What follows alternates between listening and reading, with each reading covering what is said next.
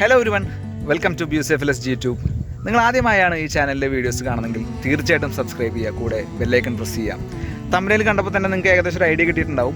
ഇന്ന് നമ്മൾ പറയാൻ പോകുന്നത് cbr 250r എന്ന ബൈക്കിൻ്റെ വിശേഷങ്ങളാണ്. അതും ഒരു 5 വർഷം പഴക്കമുള്ള പുതിയ CBRനെ പറ്റിയിട്ടാണ് നമ്മൾ പരിചയപ്പെടാൻ പോകുന്നത്. സോ നിങ്ങൾക്ക് കണ്ടാൽ മനസ്സിലാവും എന്താണ് അങ്ങനെ പറയാനുള്ള കാരണം എന്ന്. 250 സെഗ്മെൻറ്റ്സ് തന്നെ ഒരു സമയത്ത് അടക്കി വാണിരുന്ന ഒരു ബൈക്കാണിത്. മോസ്റ്റ് റിഫൈൻഡ് ആയിട്ടുള്ള ഒരു ബൈക്കാണ്.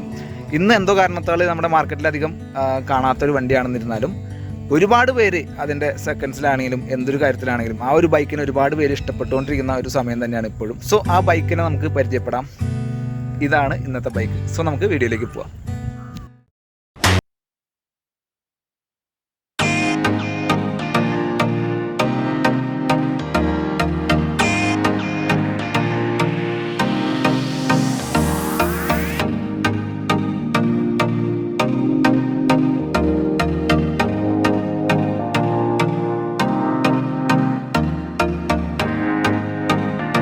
അപ്പോൾ ഈ വണ്ടി എങ്ങനെയാണ് കണ്ട് ഇഷ്ടപ്പെട്ട് ഇത് എടുത്തത്? ഇതിൻ്റെ പിന്നെ ഒരു കഥ എന്താണ് എന്ന് വെച്ചാൽ നമ്മുടെ ഒരു ഫ്രണ്ട് പുള്ളിയുടെ അനിയൻ്റെ ഒരു ബൈക്ക്, പുള്ളി ഈ വണ്ടിയിൽ ഉപയോഗിക്കണം. അപ്പോൾ പുള്ളിയുടെ അനിയൻ്റെ ഒരു ബൈക്ക് ഒരു ദിവസം നമ്മുടെ ഇൻസ്റ്റിറ്റ്യൂഷനിലേക്ക് കൊണ്ടുവന്നു. അപ്പോൾ അതെന്ന് പറയുന്നത് ഇതേ വണ്ടി തന്നെയാണ്, ഇതേ കളറിലുള്ള വണ്ടിയാണ്. അപ്പോൾ ആ കളറും അതിൻ്റെ ആ കളർ കോമ്പിനേഷനും ഒക്കെ കണ്ടപ്പോൾ തന്നെ നമുക്ക് അപ്പോഴാണ് ഇങ്ങനത്തെ ഒരു കളറിൽ ഈ വണ്ടി ഉണ്ടെന്ന് നമ്മൾ ശ്രദ്ധിക്കുന്നത്. അതിന് മുമ്പ് ഇതിൻ്റെ വേറെയും കളർ വേരിയൻറ്റിലുണ്ട്. അപ്പോൾ ഈ ഒരു പർട്ടിക്കുലർ കളർ വേരിയൻറ്റ് കണ്ടപ്പോഴാണ് ഈ ഒരു വണ്ടിയോട് ഒരു താല്പര്യം തോന്നിയത്. പിന്നെ അതിനെക്കുറിച്ച് ആലോചിച്ചു. പിന്നെ അതിനെക്കുറിച്ച് കുറച്ചും കൂടി റിസർച്ചൊക്കെ നടത്തിയപ്പോൾ വളരെ നല്ല ഒരു ബൈക്കാന്നുള്ളൊരു ഇത് കിട്ടി. വളരെ നല്ലൊരു എൻജിൻ പെർഫോമൻസും കാര്യങ്ങളൊക്കെ ഉള്ള ഒരു വണ്ടിയാണെന്ന് മനസ്സിലായി. അങ്ങനെയാണ് ഈ വണ്ടിയിലേക്ക് നമ്മൾ വരുന്നത്. ഈ വണ്ടി ഇപ്പോൾ കയ്യിൽ കിട്ടിയിട്ട് എത്ര കാലമായിട്ടുണ്ടാവും? ഈ വണ്ടി 2016 മെയ്യിലാണ് ഞാൻ മേടിക്കുന്നത്.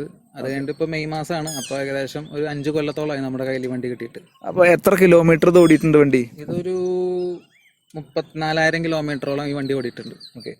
അപ്പോൾ ഗൈസ്, ഇത് 34,000 കിലോമീറ്റർ ഓടിയിട്ടുള്ള ഒരു 5 ഇയർ ഓൾഡ് ആയിട്ടുള്ള ഒരു CBR ആണ്.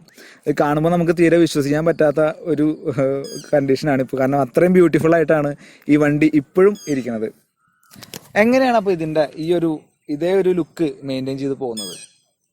അതെന്ന് വെച്ചാൽ നമ്മൾ ഈ വണ്ടി വാങ്ങിച്ച ഉടനെ തന്നെ ആ സമയത്ത് വണ്ടി കാണാൻ നല്ല ഭംഗിയായിരിക്കും.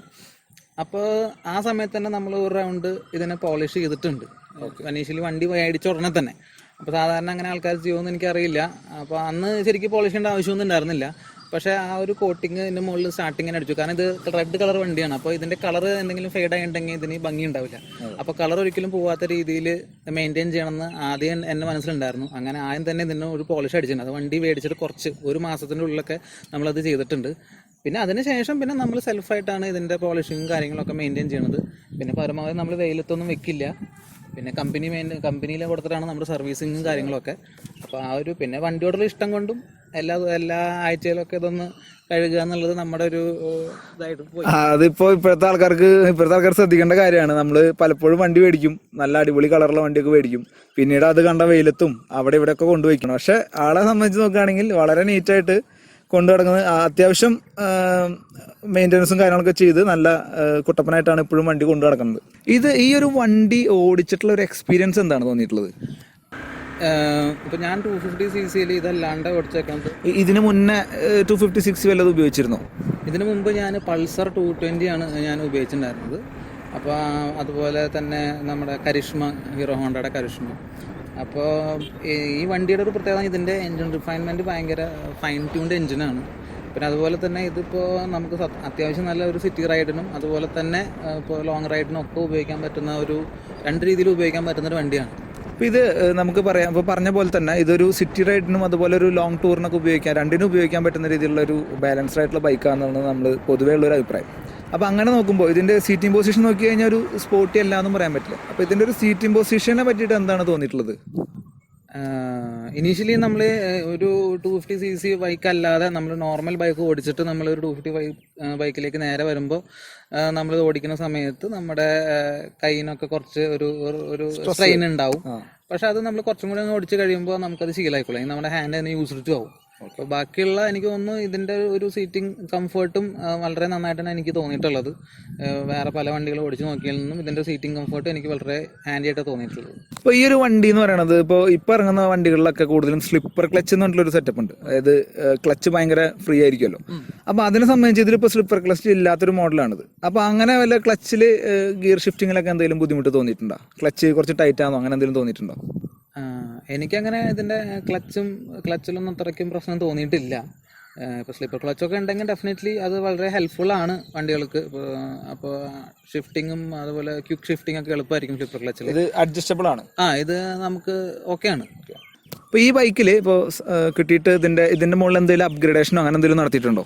ഇതിന് മുകളിൽ അങ്ങനെ കാര്യമായിട്ടുള്ള അപ്ഗ്രേഡേഷൻ ഒന്നും നടത്തിയിട്ടില്ല. പിന്നെ നമ്മൾ ഇതിൻ്റെ വൈസറിന് മുകളിൽ ഒരു ബ്ലാക്ക് സ്റ്റിക്കറിങ് നടത്തിയിട്ടുണ്ട്. അതുപോലെ ഇതിൻ്റെ ഫ്രണ്ട് ഹെഡ്ലൈറ്റ് ഒന്ന് സ്മോക്ക് ചെയ്തിട്ടുണ്ട്.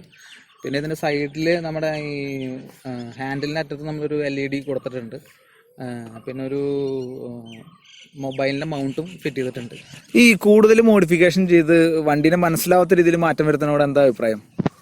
അതൊക്കെ ഓരോരുത്തരുടെ താല്പര്യം അനുസരിച്ചിട്ടാണ്. അപ്പോൾ എന്നെ സംബന്ധിച്ചോളം ഈ വണ്ടി ഈ ഒരു ഫോമിൽ കൊണ്ടു നടക്കുമ്പോഴാണ് സ്റ്റോക്ക് കണ്ടീഷനിൽ കൊണ്ടു നടക്കുമ്പോഴാണ് ഈ ഒരു വണ്ടിക്ക് അതിനുള്ള ഏറ്റവും കൂടുതൽ ഭംഗി എന്നാണ് എനിക്ക് ഞാൻ വേറെ പല വണ്ടികളും ഇതേ ടൈപ്പ് വണ്ടികൾ മോഡിഫൈ ചെയ്തൊക്കെ ഒബ്സർവ് ചെയ്യാൻ കഴിഞ്ഞിട്ടുള്ളത്. അത് ഓരോരുത്തരുടെ പേഴ്സണൽ ചോയ്സ് ആണ്. അപ്പോൾ ഈ വണ്ടിക്ക് ഈ ഫോമിൽ കൊണ്ടു നടക്കുമ്പോൾ ഉള്ള ഒരു ഭംഗി വേറെ ഫോമിൽ കിട്ടില്ല എന്നാണ് എനിക്ക് പറയാനുള്ളത്. ഈ ഒരു വണ്ടിയുടെ സ്പീഡും കാര്യങ്ങളും അത്യാവശ്യം നല്ല ടോപ്പ് സ്പീഡുള്ള വണ്ടിയാണ്, ടോപ്പ് എൻഡുള്ള വണ്ടിയാണ്. ഏകദേശം എങ്ങനെയുണ്ട് ആ ഒരു സ്പീഡിനെ പറ്റിയിട്ട് എന്താ പറയാനുള്ളത് മറ്റേ 250 കമ്പയർ ചെയ്യുമ്പോൾ? ഇതിൻ്റെ ടോപ്പ് സ്പീഡ് എന്ന് പറഞ്ഞാൽ ഞാൻ ഏറ്റവും ടോപ്പ് സ്പീഡ് പറഞ്ഞാൽ ഏതാണ്ട് 140 ആണ്. അതിൻ്റെ മുകളിൽ ടോപ്പ് സ്പീഡിൽ ഞാൻ പോയിട്ടില്ല. പക്ഷേ ഇതിന് 6 ഗിയർസ് ഉണ്ട്. അതുപോലെ തന്നെ ഈ 6 ഗിയറിലും നമുക്ക് വളരെയധികം എന്താ പറയുക പവർ അവൈലബിൾ ആണ് എന്നുള്ളതാണ് എനിക്കിതിലേക്ക് ഇതിനെക്കുറിച്ച് പറയാനുള്ളത്. 160-170 വരെ നമുക്ക് വേണമെങ്കിൽ മാക്സിമം കയറി 160 ഒക്കെ പറ്റുന്നതാണ് എൻ്റെ ഒരു അറിവ്. പക്ഷേ 140 വരെ ഞാൻ പോയിട്ടുള്ളൂ. പിന്നെ അത്രയ്ക്ക് അങ്ങോട്ട് റാഷായിട്ട് ഓടിക്കുന്ന ഒരാളല്ല ഞാൻ. പിന്നെ നമ്മുടെ സ്വന്തം വണ്ടി ആകുമ്പോൾ നമ്മൾ അതിനനുസരിച്ച് നമ്മൾ അങ്ങനെ റാഷ് ആവില്ലല്ലോ. അപ്പോൾ ഇത്രയും കാലം ഓടിച്ചൊരു എക്സ്പീരിയൻസ് വെച്ചിട്ട് ഈ ഒരു ബൈക്കിൽ ഏറ്റവും കൂടുതൽ പണി കിട്ടിയതായിട്ടുള്ള എന്തെങ്കിലും കാര്യമുണ്ടോ മെയിൻ്റനൻസ് സംബന്ധമായിട്ട്? അങ്ങനെ റെഗുലർ മെയിൻ്റനൻസിലൊന്നും എനിക്ക് ഇതിൽ അങ്ങനെ പ്രശ്നങ്ങളും വന്നിട്ടില്ല. ഈവൻ ഇതിൻ്റെ ചെയിൻ സ്പ്രോക്കറ്റ് മാറ്റാൻ തന്നെ വളരെ കുറച്ച് കാശ് തന്നെയാണ് വരുന്നുള്ളൂ. അപ്പോൾ ഇതിൻ്റെ ഒരു വേറെ സിബ്ലിങ് നമ്മുടെ കയ്യിൽ ഇരിക്കുന്നുണ്ട്, ഹോർനെറ്റ്. അത് ഫ്രീക്വൻ്റ്ലി മാറ്റണം അതിൻ്റെ ചെയിൻ സ്പ്രോക്കറ്റ്. ഇതിനങ്ങനെ മാറ്റേണ്ട ഒരു ആവശ്യം എനിക്ക് വന്നിട്ടില്ല. അത്യാവശ്യം നല്ല ബിൽഡ് ക്വാളിറ്റി ഉള്ള ഒരു രീതിയിൽ തന്നെയാണ് അവർ എല്ലാ കാര്യങ്ങളും ബിൽഡ് ചെയ്തിരിക്കുന്നത്. വല്ല തരത്തിലുള്ള ആക്സിഡന്റ് ഹിസ്റ്ററി അങ്ങനെ എന്തെങ്കിലും സംഭവിച്ചിട്ടുണ്ടോ? നമ്മൾ ഈ വണ്ടി മേടിച്ചിട്ട് ഒരു കുറച്ച് മാസം കഴിഞ്ഞപ്പോൾ തന്നെ നമുക്കത് ഹാൻഡിൽ ചെയ്യാനുള്ള കുറച്ച് ബുദ്ധിമുട്ടുണ്ടായിരുന്നു. കാരണം നമ്മൾ ഇതിന് മുമ്പ് ഞാൻ 100cc ബൈക്ക് ഉപയോഗിച്ചിരുന്നത്. പിന്നെ ഇതിൻ്റെ ഹാൻഡിൽ തിരിക്കുമ്പോൾ ഇതിൻ്റെ ഹെഡ് തിരിയില്ല, അങ്ങനെ പ്രശ്നങ്ങളുണ്ടാകും. അപ്പോൾ അങ്ങനെ ഒരു പ്രാവശ്യം നമ്മുടെ വണ്ടി ഒരു സ്കൂട്ടറായിട്ട് ഇടിച്ചു. അപ്പോൾ ഇതിൻ്റെ ഈ സൈഡിലത്തെ കുറച്ച് സാധനങ്ങളൊക്കെ പോയി. അപ്പോൾ ഇതിൻ്റെ ഈ ഫൈബർ മെറ്റീരിയലൊക്കെ പൊട്ടും. ഫൈബർ ആണല്ലോ സൈഡിലുള്ള, അതൊക്കെ പൊട്ടിയിട്ടുണ്ട്. അപ്പോൾ അതൊക്കെ നമ്മൾ റീപ്ലേസ് ചെയ്തു. അങ്ങനത്തെ കുറച്ച്. അതുപോലെ തന്നെ ഇതിൻ്റെ നമ്മുടെ റേഡിയേറ്ററിന് ഒരു ചെറിയ ഒരു കോട്ടം സംഭവിച്ചു സ്റ്റാർട്ടിങ്ങിൽ തന്നെ. അപ്പോൾ അതും ആ റേഡിയേറ്റർ നമുക്ക് ഇനിഷ്യലി മാറ്റാം. അത് നമ്മുടെ കയ്യിൽ നിന്ന് വന്ന മിസ്റ്റേക്കാണ്. അപ്പോൾ റെഗുലർ മെയിൻ്റനൻസിൽ എന്ന് പറയുമ്പോൾ അങ്ങനത്തെ പ്രശ്നങ്ങളൊന്നും വന്നിട്ടില്ല എനിക്ക്. അതല്ലാണ്ട് ഈ ഒരു ആക്സിഡൻറ്റ്, അതുപോലെ തന്നെ ആദ്യം വണ്ടി വെക്കുന്ന സമയത്ത് നമ്മൾ വെക്കുന്ന സ്ഥലം ശ്രദ്ധിക്കാണ്ട് വണ്ടി മറിഞ്ഞു വീണു. അപ്പോൾ ആ സൈഡത്തെ മിറർ പൊട്ടി. അപ്പോൾ നമ്മളത് റീപ്ലേസ് ചെയ്തു. പിന്നെ നമ്മളിപ്പോൾ സർവീസ് സെന്റർ കൊണ്ടുപോകുമ്പോൾ അവർ എന്താ പറയുക പാച്ച് ചെയ്യാന്നുള്ളൊരു സെറ്റപ്പ് ഇല്ല അവിടെ, റീപ്ലേസ്മെന്റ് ആണ്. അപ്പോൾ എല്ലാ വണ്ടിയും റീപ്ലേസ് ചെയ്ത് കിട്ടും പാർട്സ് ഒക്കെ. പിന്നെ പാർട്സ് അവൈലബിലിറ്റിനെ പറ്റിയിട്ട് എന്തെങ്കിലും പ്രശ്നം നേരിട്ടിട്ടുണ്ടോ? ഇതുവരെ എനിക്ക് അങ്ങനെ പാർട്സ് അവൈലബിലിറ്റിനെ കുറിച്ചിട്ടൊന്നും പാർട്സ് അവൈലബിലിറ്റിക്ക് വേണ്ടിയിട്ട് പ്രശ്നങ്ങൾ വന്നിട്ടില്ല. നമ്മളെപ്പോഴും തൃശ്ശൂരാണ് സർവീസ് ചെയ്യാൻ കൊണ്ടുപോകും, ജോൺസ് ഹോണ്ടയിൽ. അപ്പോൾ അവിടെ സർവീസ് ചെയ്യാൻ കൊണ്ടുപോകുമ്പോൾ ഇതിൻ്റെ എല്ലാ പാർട്സും നമ്മൾ ചോദിക്കാറുള്ള എല്ലാം റെഡിലി അവൈലബിൾ ആണ് സോഫാർ. അപ്പോൾ ഇതിൻ്റെ ബ്രേക്കിങ്ങിനെ പറ്റിയിട്ടൊക്കെ അത്യാവശ്യം നല്ല ക്വാളിറ്റിയുള്ള ബ്രേക്കിംഗ് ആണെന്നാണ് പറഞ്ഞിരുന്നത്. മാത്രമല്ല ഇതിൻ്റെ ബ്രേക്കിനായിട്ട് എന്തെങ്കിലും മെയിൻ്റനൻസോ അങ്ങനെ എന്തെങ്കിലും വന്നിട്ടുണ്ടോ? ഇതിന്റെ ബ്രേക്ക് പാഡ് മാറ്റിയിട്ടുണ്ട്. അത് ഒറ്റ പ്രാവശ്യം മാറ്റിയിട്ടുള്ളൂ. അത് നല്ല കോസ്റ്റ്ലി ആണോ? അത് അത്യാവശ്യം കോസ്റ്റ്ലി ആയിട്ടുള്ള ബ്രേക്ക് പാഡാണ്. 2500 മേലെ പോയിരുന്നു 2 ബ്രേക്ക് പാഡും കൂടി മാറ്റാനായിട്ട്. പക്ഷെ ഇതിന്റെ ബ്രേക്കിംഗ് എന്ന് പറഞ്ഞിട്ടുണ്ടെങ്കിൽ ഭയങ്കര സാറ്റിസ്ഫൈഡ് ആണ് ഞാൻ ഇതിന്റെ ബ്രേക്കിങ്ങിന്. കമ്പൈൻഡ് ABS ആണെന്ന് തോന്നുന്നു. അതെ, ഇത് കമ്പൈൻഡ് ABS ഉള്ള വണ്ടിയാണ്. അതുകൊണ്ട് തന്നെ നമുക്ക് ഇത് അന്നത്തെ കാലത്ത് 5 കൊല്ലം മുമ്പ് ഒരു ABS ഉള്ള വണ്ടി എന്ന് പറഞ്ഞാൽ ഭയങ്കര റയറാണ്. ഇന്നത്തെ കാലത്ത് ഇപ്പോൾ ABS അത്രയും മാൻഡേറ്ററി ആയിട്ട് ഇറക്കുന്നുണ്ട്. പക്ഷെ അന്നത്തെ കാലത്ത് നമുക്കൊരു കമ്പൈൻഡ് ABS വണ്ടി എന്ന് പറഞ്ഞിട്ടുണ്ടെങ്കിൽ അത് ഭയങ്കര ഒരു എഫിഷ്യൻ്റ് ആണ്. അപ്പോൾ അതുപോലെ സമയത്ത് നമ്മൾ ഒരു ചെറിയ CC ഉള്ള ബൈക്കും അതുപോലെ ഡ്രം ബ്രേക്കിംഗ് ഒക്കെ ഉപയോഗിച്ച് ബ്രേക്ക് ചെയ്തതിന് ശേഷം നമ്മൾ ഇതിലത്തെ ഈ ബ്രേക്ക് പിടിക്കുമ്പോൾ നമുക്ക് കിട്ടുന്ന ആ ഒരു ഇത് ഭയങ്കര വ്യത്യാസമാണ്. അതുപോലെ തന്നെ നല്ലൊരു ബ്രേക്കിംഗ് ഉള്ള വണ്ടിയാണ്. ഈ ഒരു വണ്ടി എന്ന് പറയുമ്പോൾ ഇതിൻ്റെ ഒരു പ്രത്യേകത എന്ന് പറയുമ്പോൾ തന്നെ ഇതിൻ്റെ ഒരു എഞ്ചിൻ റിഫൈൻമെൻ്റ് ആണ്. അപ്പോൾ എന്തെങ്കിലും തരത്തിലുള്ള വൈബ്രേഷൻ കാര്യങ്ങളൊക്കെ എപ്പോഴെങ്കിലും ഫീൽ ചെയ്തിട്ടുണ്ടോ? അല്ലെങ്കിൽ ഏതെങ്കിലും ടോപ്പ് സ്പീഡിൽ പോകുമ്പോൾ അല്ലെങ്കിൽ ഏതെങ്കിലും ഒരു സ്പീഡിൽ അങ്ങനെ ഫീൽ ചെയ്തിട്ടുണ്ടോ? എനിക്കങ്ങനെ ഒരു ഭയങ്കര വൈബ്രേഷൻ ഒന്നും ഇല്ല. ടോപ്പ് സ്പീഡ് ഡെഫിനറ്റ്ലി നമ്മൾ ഇപ്പോൾ ഇതിൻ്റെ ടോപ്പ് ഏതൊരു വണ്ടി എടുക്കുമ്പോഴും ഒരു ചെറിയ വൈബ്രേഷൻ എന്തായാലും ഉണ്ടാവും. പക്ഷെ അതല്ലാണ്ട് ഒരു നോർമൽ ഒരു 100 ആ റേഞ്ച് 110 ആ റേഞ്ചിലൊന്നും പോകുമ്പോൾ ഇതിന് യാതൊരു വിധത്തിലുള്ള പ്രശ്നങ്ങളും ഇല്ല. അതിനേക്കാൾ മുകളിൽ പോകുമ്പോൾ നമുക്ക് വണ്ടി കുറച്ചും കൂടി സ്ട്രെയിൻ എടുക്കുന്ന പോലെ നമുക്ക് തോന്നും. ഈവൻ ഇതിന്റെ മിറേഴ്സിന്റെ ഡിസൈൻ തന്നെ വളരെയധികം ഈ വൈബ്രേഷൻ അബ്സോർബ് ചെയ്യുന്ന പോലത്തെയാണ് ഇതിന്റെ ഈ മിററിന്റെ ഈ മൗണ്ടിങ് കൊടുത്തേക്കുന്നത് തന്നെ. അപ്പോൾ പല വണ്ടികളിലും മിറേഴ്സ് ഒക്കെ വൈബ്രേറ്റ് ചെയ്യുന്ന പോലെ ഇതിൽ വൈബ്രേറ്റ് ചെയ്യില്ല. ഈ ഒരു വണ്ടിയിൽ വേറെ എന്തെങ്കിലും അപ്ഗ്രേഡ്സ് വേണം തോന്നിയിട്ടുണ്ടോ, അതോ ഫുള്ളി സാറ്റിസ്ഫൈഡ് ആണോ? ഞാനിതിന്റെ കേസിൽ ഫുള്ളി സാറ്റിസ്ഫൈഡ് ആണ്. എനിക്കങ്ങനെ പ്രത്യേകിച്ച് ഒരു അപ്ഗ്രേഡ് ഇതിൽ വേണമെന്ന് തോന്നിയിട്ടേ ഇല്ല ഇത് ഓടിക്കുമ്പോൾ തന്നെ. പിന്നെ പ്രത്യേകിച്ചും ഇതിൽ ഇപ്പോൾ അധികം ഞാൻ സിംഗിളായിട്ടാണ് റൈഡ് ചെയ്യാറ്. ഇനിയിപ്പോൾ ഒരു പിനിയൻ ഡ്രൈവറിന് ഏറ്റവും കൂടുതൽ കംഫർട്ടബിളായിട്ട് ഇരിക്കാൻ പറ്റുന്ന ഒരു ഡിസൈനും കൂടിയാണ്. അപ്പോൾ ഇതിൻ്റെ മീറ്റർ ഒറ്റ നോട്ടത്തിൽ കാണുമ്പോൾ ഭയങ്കര സിമ്പിളാണ്, കാര്യമായിട്ടുള്ള ഡീറ്റെയിൽസ് ഒന്നും ഇല്ല. അപ്പോൾ അതിലെന്തെങ്കിലും മോഡിഫിക്കേഷൻസോ അല്ലെങ്കിൽ എന്തെങ്കിലും മാറ്റങ്ങൾ വരണം, അല്ലെങ്കിൽ ഡിസൈനിൽ എന്തെങ്കിലും മാറ്റങ്ങൾ വരണം തോന്നിയിട്ടുണ്ടോ? അത് നമ്മുടെ ഇതിൻ്റെ ഈ ഡിസൈൻ എന്ന് പറയുമ്പോൾ ഇപ്പോൾ നമ്മൾ നൈറ്റിൽ കാണാൻ ഇത് ഭയങ്കര ഭംഗിയാണ് ഇതിൻ്റെ ഡിസൈൻ. പക്ഷേ ഇത് 5 കൊല്ലം മുമ്പ് നോക്കുമ്പോൾ ഇത് വളരെ നല്ലൊരു ഡിസൈനാണ്. പക്ഷേ നമ്മൾ ഇന്നത്തെ കാലത്തേക്ക് വരുമ്പോൾ ഇത് കുറച്ചും കൂടി ഡിജിറ്റലൊക്കെ ആയിട്ട് ഇപ്പോൾ പുതിയ CBR ഇങ്ങനെ ഇറങ്ങിയിട്ടുണ്ടെങ്കിൽ ഇത് ഡിജിറ്റലൊക്കെ ആയിട്ട് 250 അങ്ങനെ ആയിരിക്കും. അപ്പോൾ അങ്ങനെ ഇറക്കിയിട്ടുണ്ടെങ്കിൽ വളരെ നന്നായിരിക്കും. ഏകദേശം ഈ വണ്ടിക്ക് ഏകദേശം എത്ര മൈലേജ് ഉണ്ട്? എനിക്ക് ഈ വണ്ടിക്ക് ഏകദേശം 30 കിലോമീറ്റർ ആണ് 1 ലിറ്ററിന് കിട്ടണത്.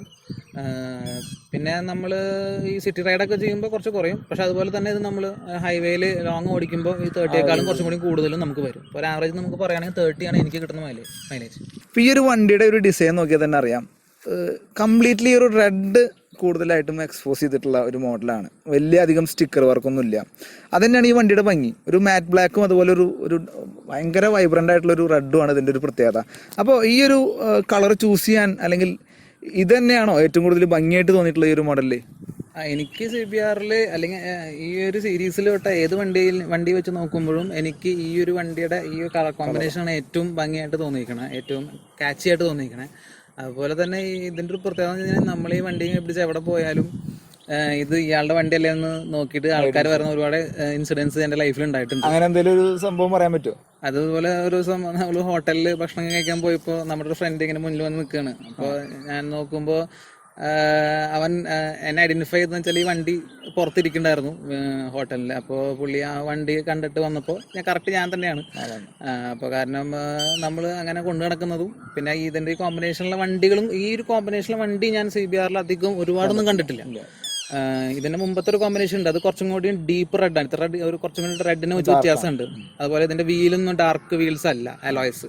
ഈ ഒരു കോമ്പിനേഷനിലുള്ള വണ്ടി. അതുപോലെ തന്നെ വേറൊരു ഇൻട്രസ്റ്റിംഗ് ആയിട്ടുള്ള കാര്യം എന്ന് വെച്ചാൽ നമ്മളെപ്പോഴും ഈ വണ്ടിക്ക് പിടിച്ച് റോട്ടിൽ കൂടെ പോകുന്ന സമയത്ത് ഓപ്പോസിറ്റ് ഇതേ വണ്ടി വരികയാണെങ്കിൽ ലൈറ്റ് അടിച്ച് കാണിക്കും. അത് ഭയങ്കര ഒരു നല്ലൊരു എക്സ്പീരിയൻസ് ആണ്. അത് എന്താ എനിക്ക് കൈയൊക്കെ പൊക്കി കാണിക്കും. ഭയങ്കര എന്താ പറയാ, മ്യൂച്വലായിട്ട് ഒരു കണക്ഷൻ പോലെ രണ്ട് റൈഡേഴ്സിനും. അപ്പോൾ അത് ഞാൻ ഒരുപാട് സ്ഥലത്ത് എക്സ്പീരിയൻസ് ചെയ്തിട്ടുണ്ട് അങ്ങനത്തെ ഒരു കാര്യം. ഓക്കെ.